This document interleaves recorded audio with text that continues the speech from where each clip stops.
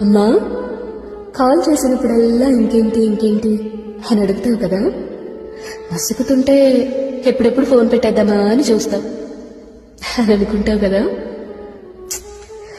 నిజానికి చెప్పడానికి చాలానే ఉంటాయమ్మా, కానీ చెప్పాలన్న మనసే ఉండదు. తెలుసా, నీ ఫోన్ రింగ్ వినగానే అమ్మా అమ్మా తెలుసా ఈరోజు ఏమైందో అని అన్నీ చెప్పేయాలనిపిస్తుంది. చిన్నప్పుడు దెబ్బ తగిలిగానే అమ్మా అని పిలిచినట్టు ఇప్పుడు కూడా ఎదురు దెబ్బ తగిలిన ప్రతిసారి అమ్మా అని మనసు తెలియకుండానే అరిచేస్తుంది. స్కూల్ బ్యాగ్ బరువై గాయమైన భుజాన్ని చూపించినంత చదవగా బాధ్యతల బరువై గాయపడుతున్న మనసుని చూపించలేకపోతున్నా. ఏం చేస్తాం, కన్నీళ్లు దర్జాగా బయటపెట్టే వయసు కాకపోయింది.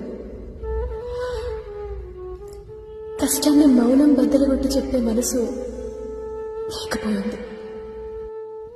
ఎప్పుడైనా చెప్పుకోవాలి అనిపించినా అప్పుడప్పుడు చూసే నవ్వు కూడా మాయమైపోతుందేమో అని భయం. అది కాదమ్మా, కావాలంటే అమ్మ మీద ఒట్టు, నిజంగానే చాలా చెప్పాలనిపిస్తుంది.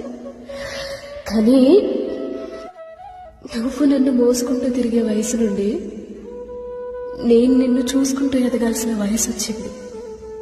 ఎలా చెప్పు? పిచ్చి అమ్మా, చెప్పే మనసుకు నోరొస్తే వినే నోరు మూగబోతుందమ్మా. అందుకే ఎక్కువసేపు మాట్లాడలేను, ఏమనుకోకు. సారీ. ఎట్లు నీ ప్రాణం.